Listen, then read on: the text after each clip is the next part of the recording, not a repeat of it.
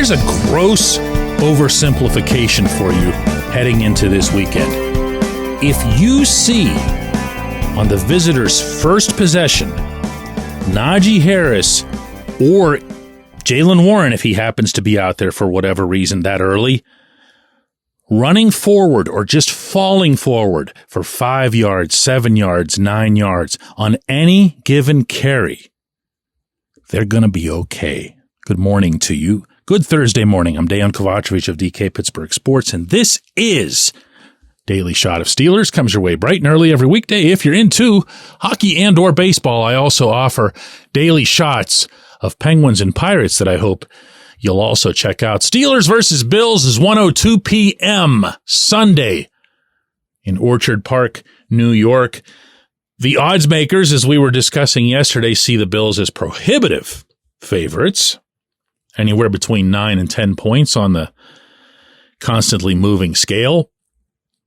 And I see something different.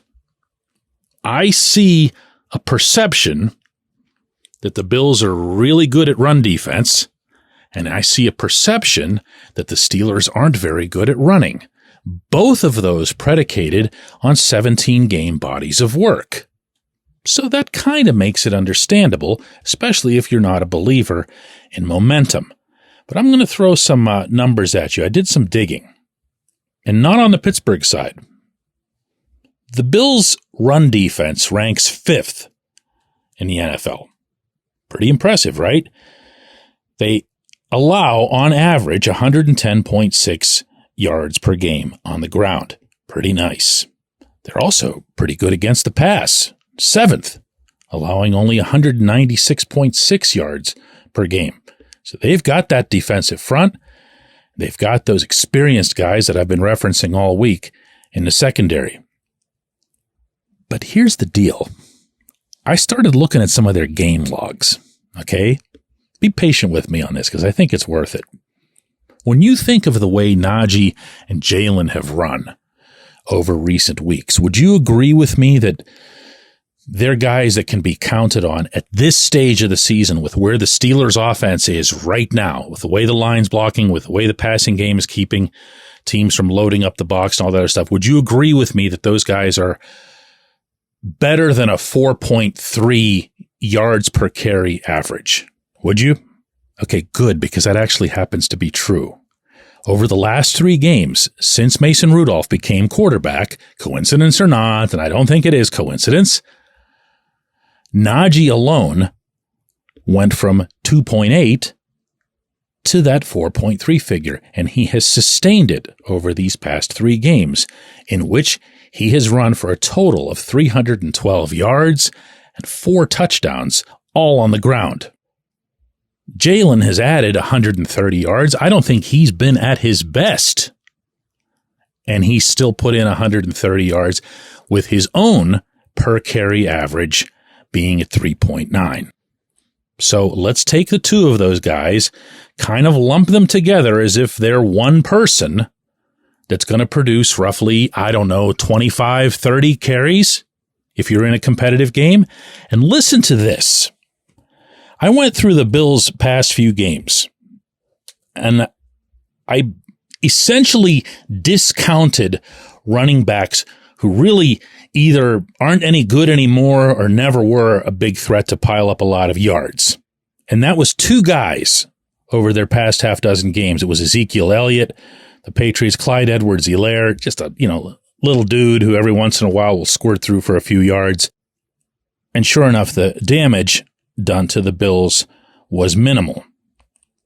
But when they faced the Rams and they faced Austin Eckler, Eckler averaged 5.6 yards per carry.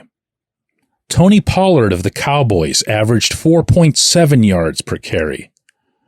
Devon Achane averaged 5.6. DeAndre Swift averaged 5.7. Are you following me here? These aren't necessarily the best running backs in the NFL. These aren't the best running offenses in the NFL, but they carried the ball a significant number of times. They weren't shy at all about running against the Bills, and they got results. Every one of these guys that I just mentioned, Eckler, Pollard, Achane, Swift, all got better results even than what we've seen out of Najee the past 3 weeks. Think about that. There can't be, across this league right now, many offenses that have been running, and I'm underscoring that word, as effectively as the Steelers have over these 3 weeks.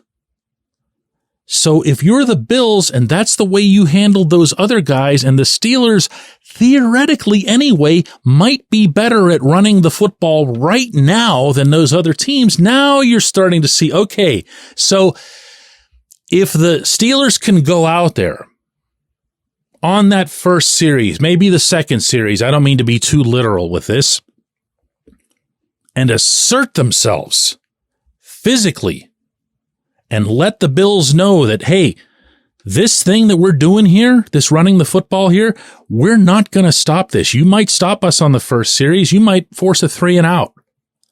But we're going to come right back out in the second series and we're going to do it again. And then if you start ganging up on us, if you start sliding your safeties forward, we've got a quarterback who can throw over you and beat you for 6 clean in a hurry. I'm thinking about that single facet more than anything else as it relates to this football game. I swear, I believe that if the Steelers can establish the run, not better than they have over the past 3 weeks, just the same, just exactly the same, that they have not a good, not a very good, but an excellent chance to pull off what I would not consider an upset. I don't care what the bettors say. I don't see how Pittsburgh beating Buffalo is an upset. I don't think the Bills are anything great. And I also don't think the Bills are markedly better than any of the 3 teams that the Steelers have just beaten, including when it comes to defending the run. And if you're worried about weather, especially after that weather they just had to deal with in Baltimore, this was what Pat Freiermuth had to say yesterday at the facility regarding the way Najee specifically is built for any and all weather. Yeah, I mean, I think for sure, but I think Najee's always been like a, December, January back, November back, just kind of, just know the NFL and, Najee being a bigger guy, teams don't really want to tackle him cold, and so he's thriving on that, and everyone in the office is clicking right now. Yeah, believe me, they're not about to stop handing the ball to 22 just because there might be some snow on the ground. When we come back, J1Q. This segment of Daily Shot is brought to you by our good friends at Mike's Beer Bar. They're located on Federal Street, directly across from PNC Park. Mike has more than 500 beers on tap, including from more than 50 local breweries. Stop in and say hello. Tell Mike we sent you. Mike's Beer Bar. Exciting news from Live Casino Pittsburgh's Poker Room. Join them this month for an $8,000 cash drawing on January 21st at noon. Don't miss the Westmoreland 300 Multi-Flight Poker Tournament starting January 23rd with a $25,000 guarantee prize pool. Seize your chance in the daily High Hand Hustle promotion. The first 10 high hands win up to $200 with a second round from 6 to 10 p.m. More action, more winnings, only at Live Casino Pittsburgh's Poker Room. Visit livecasino.pittsburgh.com for details. Also, be sure to follow Live Pittsburgh's Poker Room on X, at LivePokerWML, for promotion and tournament news.